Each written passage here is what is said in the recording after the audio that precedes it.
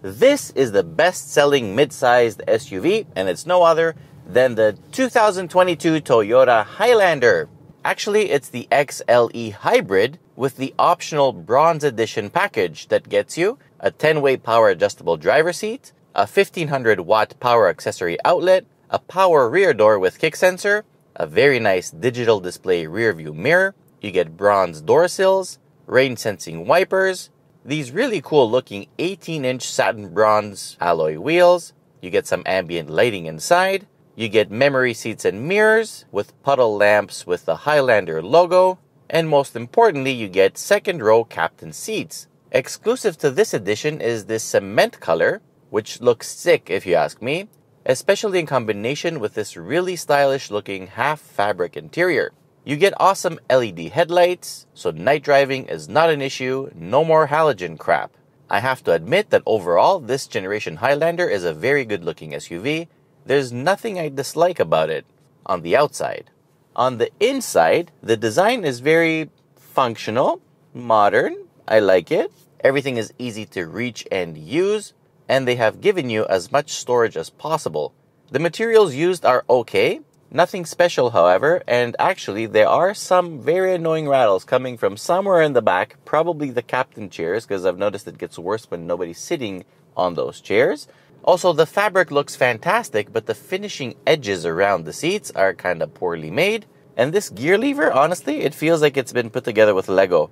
Like, I could probably rip this apart. I don't want to, but I like resting my hand on here sometimes, and this is really unattractive. I do like the slots on the dashboard, like right here and right here, which you can use for like cell phones or whatever. And I really appreciate this hole that they made right here so you can pass a cable through and then have your phone sit there nice and clean with no clutter from cables. You have a very nice and clear instrument cluster with easy and informative menus. Instead of a rev meter, you get a power gauge, which helps you understand the drivetrain power status. And the infotainment screen might be smallish and not very bright or fancy, but it does offer Apple CarPlay and Android Auto, so hook that up and you're done. More expensive trim levels have the option to upgrade this to a fancier looking 12-point-something inch display, but not this one.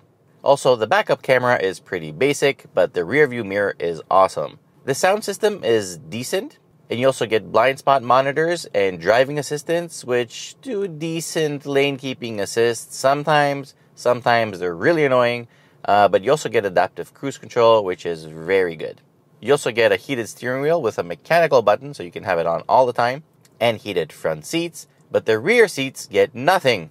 The driving position is really nice. I'm super comfortable over here. The seats are also pretty comfy. They do lack a little bit thigh support and side support, but you know, in a car that's not going to be going very fast, it doesn't really matter. And I really appreciate that the passenger seat is power, which is unlikely for this segment. Visibility is great, and the rear passengers get privacy curtains. So I lied, they do get something. The captain chairs are comfy and can slide back and forth in the attempt to balance legroom between the second and third row. They do allow easy access to the back, but if you don't give some extra legroom to the third row, anyone with legs will have a really hard time sitting there, even small children. Once you slide the second row forward a bit, then it becomes possible to even transport adults for short trips. So as you can see, this is a 7-seater, but it's really a 4+3, because back there, it's a conditional 3-seater. The trunk with all the seats up and the third row not reclined all the way back is a decent 453 liters. But if you stow the third row away, the trunk becomes an impressive 1,371 liters. Under the hood, you get an Atkinson Cycle 2.5-liter naturally aspirated 4-cylinder engine that makes 186 horsepower and 175 pound-feet of torque. But the EV motor adds a little bit of extra power, making the total reach 243 horsepower and unknown torque, because they don't mention that anywhere. The gearbox is an ultra-smooth eCVT with simulated gears, but why would you do that when you don't have a rev meter so you don't know when to shift? It's absolutely useless, but in regular driving mode, it works absolutely fine. I have no complaint other than the horrible soundtrack, but again, I don't care about that either because this car is all about efficiency. Performance is pretty good when you gun it. You will ruin your mileage record, but it does pick up and go. No issues there at all. Even at highway speeds, it just pulls. 0 to 100 kilometers an hour comes in 8.7 seconds, which is not bad. You also get a few driving modes to pick from, like Sport, Normal, and Eco, and an EV mode that only works at really slow speeds.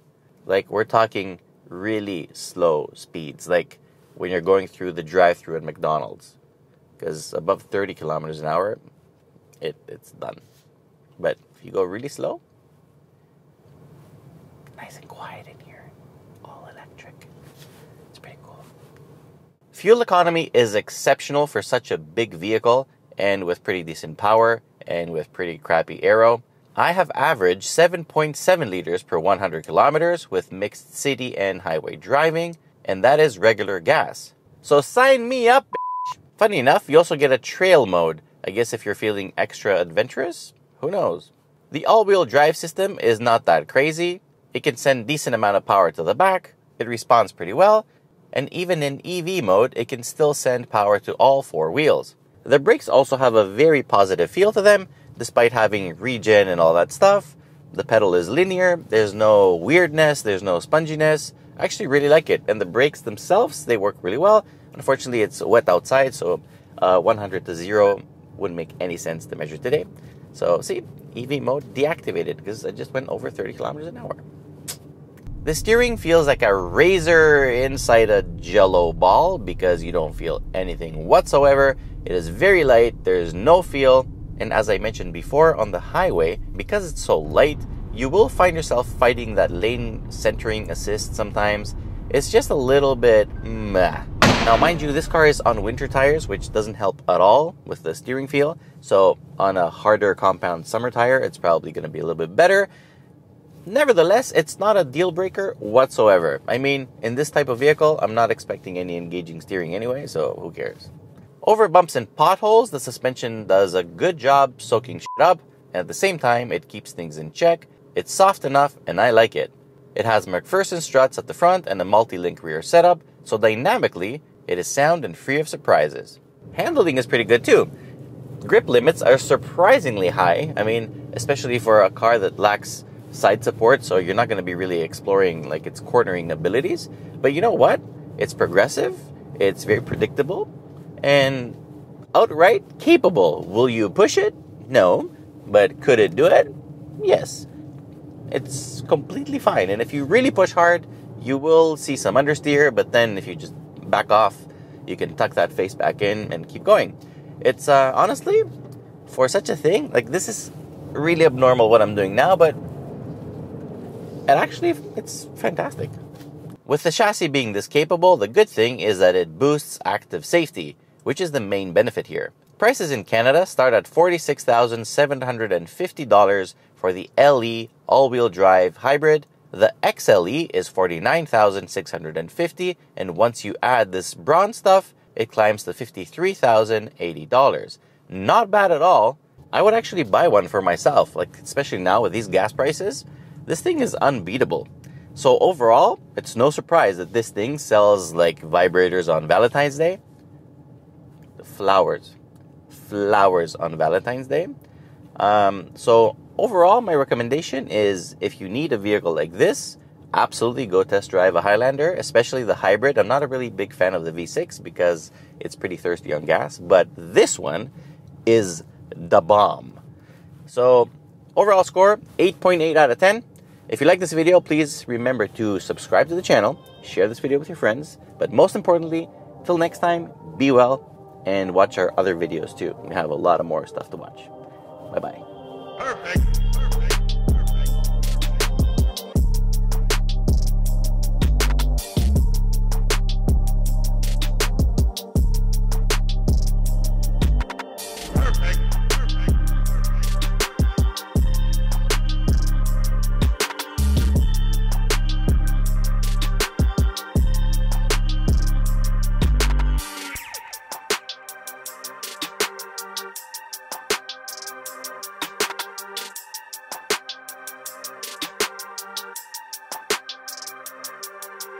Perfect.